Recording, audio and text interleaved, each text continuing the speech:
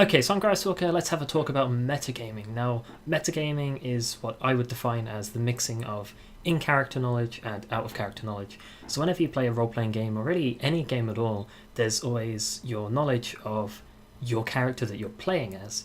So if you make a brand new character in a brand new campaign, technically you would only know what your character would know, which is actually more than what you know, because your character's lived in that world for 10 years, but you've never played a session in that game before. Alternatively, there's the other way around where you know more about the world than your character would, which is if you've already played a pre-published adventure module like Curse of Strahd, and then you play it again, your character's never been to that realm, they know nothing about it, but you know everything about it. That's where metagaming comes into play. So again, metagaming is a whole other thing in other games like Magic the Gathering, where you'll have a burn deck that does nothing but throw red spells at the enemy face to kill them, and if they get a critical mass of burn spells you just lose. So if you knew that everybody at your local gaming shop played burn, you could meta game, and you could play a deck that incidentally gains life and happens to be really good against burn, or a load of cards that just make you immune to red spells, all that kind of stuff, and you would just solve the game and just win because your knowledge managed to beat theirs. We're not talking about that stuff, ignore that. We're talking about the role-playing aspect where it comes to stuff like World of Warcraft, Dungeons & Dragons, whatever other system you're playing, Pathfinder, I don't know, I don't care.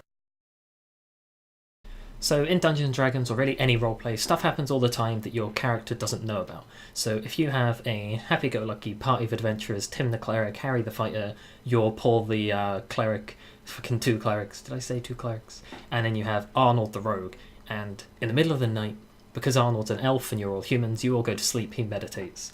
When he's finished his 4-hour meditation, he's like, fuck this, I'm out of here. He gets up, he walks off, he does his stealth check, you're all asleep.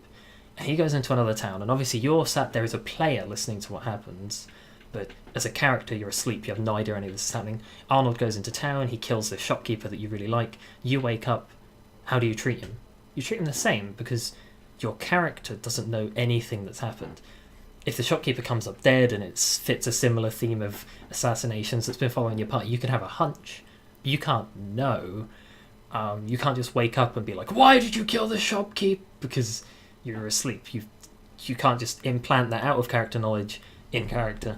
Another example is, this is flipping it again, if you've fought a monster before and you're fighting a brown bear, for example, and you know its exact AC, which I don't because I don't know shit about the monster manual. But if you're fighting a brown bear and it happens to be weak to fire and immune to bludgeoning or something, so it's got lots of fur or whatever, and you're a character with a mace, and you always use your mace, and even one of your character traits is, man, I love my mace, Macy the mace, because I'm the cleric, and I love hitting things with maces. And then you see this bear, and your out of character knowledge says, oh, they're immune to maces, because maces do bludgeoning. And for the first time in your life, you're like, hey Arnold, can I borrow a dagger? I want to stab this bear. Everyone at the table should look at you, and they should be like, what? But you like maces. What about Macy the mace? You haven't even tried your favourite weapon. Oh, but bears are immune. That's not fucking okay. Don't pull that shit. Once you've wasted one attack and you realise it did no damage, yes, change weapons, but wasting that first attack is you playing your character properly. That's you sticking to what you've done. That's you sticking to the knowledge you have. You can even ask the DM, hey, can I roll nature what's good against bears? It's a little bit meta to ask that. If you only ask it against that bear because you happen to know your bludgeoning maces, it's a little bit, but it's better than just doing it, and it's technically better mechanically than wasting a hit, but better roleplay would be for you to waste that hit and then be like, oh shit, DM, a bear's immune to maces? And he's like, no, not maces, just any bludgeoning weapon. However it goes down, just whatever you do, if you're in that situation where you know something about a monster, whether you know its AC, you know its total health. So if you're fighting 3 rats and 2 of them are dead and you know how much damage one rat has taken, you're like, oh, it's at 1 health, it's fine, I can kill it no matter what. But you're at 1 health as well, and you're like terrified to attack, and you should be running away. You can't metagame that you know its exact health. You can ask the DM, like, hey, how's it looking? Is it hurt? And then they can give you what they give you. But you can't just use your own knowledge to pull that shit out of your ass. The most heinous of all in my mind, it's never happened to me because I've never run a pre-published adventure. I make all my stuff up session to session based on what the players do. But the worst is if somebody's running a module like Curse of Strahd or Storm King's Thunder, and one of the players reads ahead, or just reads it all, because even reading the past stuff can still have a big impact. If you bump into one NPC and your encounter with him didn't go well, you said some bad stuff and he hates you. If you then go to the book and start reading, oh, what would he have liked? You might find out stuff that you shouldn't know, and stuff that will impact the story, like, oh, this guy comes up later, and then suddenly you know it. And sure, you can actively not metagame by not using that info, but you shouldn't even be reading it, you shouldn't even be touching it, you shouldn't even be giving yourself the chance to do it. Because, like it or not, as humans, we're all inherently flawed, and we will metagame pretty much no matter what. And it's kind of weird, and it's really hard to explain, but even if you don't metagame ever, that's a form of metagaming where like everybody in the world is prone to some randomness at some point. If you always act to avoid meta knowledge, you're metagaming to deliberately rip everything from your character. So if you're like, oh, I know that rat's at 1 health, but my character wouldn't know that, therefore something else, you might actually end up acting against your character even more. And you're on the flip side, where you're not metagaming for your advantage, you're deliberately metagaming to try and look like you're not metagaming because you're scared about being called out. It's not always bad. Metagaming isn't always bad. There are good examples. I can't think of any off the top of my head. I really should have put some up. But for example, if your DM is running a sandbox campaign, and it's quite clear and quite evident he's put a lot of work into one place, and he's mentioned like, yes, the Fortress of Ice, and he lists 5 NPCs that live there that you need to speak to, and there's like road signs pointing there, and you get delivered a letter, an invitation to a meal there. There is somewhat of a good meta to think, the DM clearly wants us to go there, my character wouldn't be against going there. Sure, off their own back, just because of this they might not, but for the sake of keeping the game coherent and decent, we'll just do it. Same thing with introducing new characters to an established party. If Tim dies and he rolls a new character, don't immediately be like, yes, Tim, you used to carry all the party inventory, here you go, and just like, random stranger, come party with us, never leave, you're our new best friend, we'll give you everything. Here, have Tim's old items.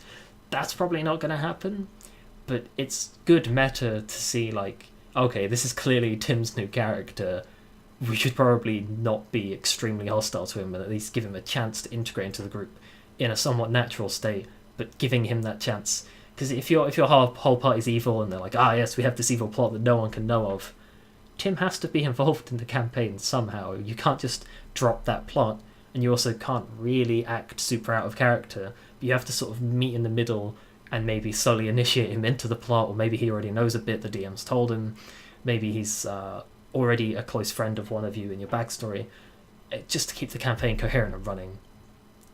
But overall, don't really do it. It's bad for the game, it's bad for the other players, it's borderline cheating, it's pretty unfun. Whenever it comes up in my games, or in a game that I'm playing in, I'm kind of embarrassed for the person doing it, and also the DM who then has to deal with it. And if the DM doesn't deal with it, that's a whole host of other issues. If you're a DM and you're on a game and someone's metagaming, please call them out on it. Please punish them, void whatever action it was, unless they can really, really fairly justify it. Like I said, if Arnold the rogue kills somebody, fair enough on him. The guy can have a hunch. If a load of people have been dying recently, all to dagger stab wounds, and they've heard about it, rumours travelled, let them have the hunch, but don't let them just wake up and be like, you murdered him. Or in a game I played with my girlfriend a couple of days on Saturday, her character went north, all of ours went south. We found a room, but she shouted, hey, we need to explore the north. So we all left, came up to the north bit, then we all explored the north bit, and then just before we got to the final door and left, she's like, oh shit, that room you guys found. And we're like, no one told you about that. She's like, we must explore the room you found. And we're like, nobody told you that. And she just went there anyway. That kind of stuff the DM needs to just say, flat down, put their hand down and say, you know what? Your character doesn't know that. They have no reason to turn around.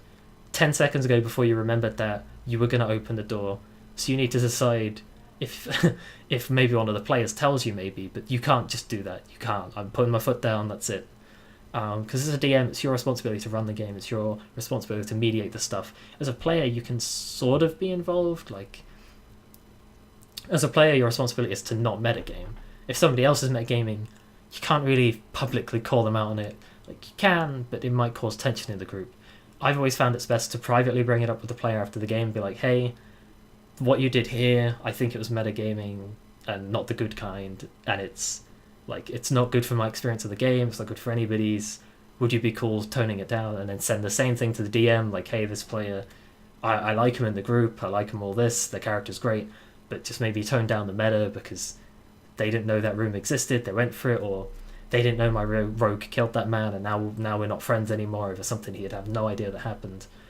So, metagame is quite a complex thing. There are very niche, sometimes good aspects to it, so don't, like, especially if you're Tim, your character's died and you need to join the group, and the group is like, yes, please join us. Don't then be like, you fucking metagamers, you don't know it's me. I'm not joining this party. It's like, what are you doing? Do you want to join the game or not? Fuck off, Tim. Most of the time it's going to be bad, though. So think in your mind, is this a good time? Is this a bad time? And is this a forgivable time? Like, is this a big enough of a meta thing that it's actually going to hurt anybody's feelings or matter? Because I see a lot of the time when I play World of Warcraft's a game where the name of your character is right above you.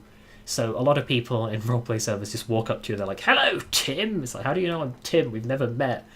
A lot of people get really upset about that, and it's bad, but is it really the end of the world that they know your name is Tim? Like, is the first thing you were going to do not, like, extend your hand and be like, yes, hello, I'm Tim? Like, it's bad, it's bad, but it's not bad enough that you would, like, cut somebody out of a guild and be like, I'm never dealing with you again, metagaming scum. You knew my character called Tim was called Tim. It's like, yeah, they didn't know it, but is it really that big of a deal? Fair enough if they've gone into your backstory and, like, opened your character sheet or read in monster manuals. That's really bad stuff. Like, I would without a doubt kick somebody from a game if it wasn't their first offense and they were reading ahead in a monster book or looking at monster stats or like I said, reading ahead in an adventure book like Cursed. If they were doing that, if they were doing it, it'd be a warning, do it again, kicked. If they were doing it and acting on it, it would just be a kick, no warning. Like, it's just completely unacceptable. And it's not even, you can't even justify in your mind, really. Like, maybe if they were really, really sorry and I was really convinced they'd never do it again, but to read ahead in an adventure that you're playing in, to deliberately spoil yourself and potentially the other players of it by acting on knowledge you don't have, is really bullshit. I get some players are quite new, they don't understand it, but it's a pretty easy concept to get the grasp of. Like, I joined my first Warcraft role-playing server when I was about 10, and I got the concept within about a week. If 10-year-old James can do it, I'm pretty sure any of you guys can. So that's pretty much all there is to my rant on metagaming. Sometimes it's good, sometimes it's bad but forgivable in small quantities. Sometimes in enough small quantities you need to sort of crack the whip. And in a big enough example, such as reading an entire adventure book and spoiling certain things for other players, they just need to go immediately. I hope the rant was somewhat enjoyable, or at least you learned something, or at least you fucking watched it, I don't know. But thank you guys for joining me on this video. I'll see you in the next one. Bye!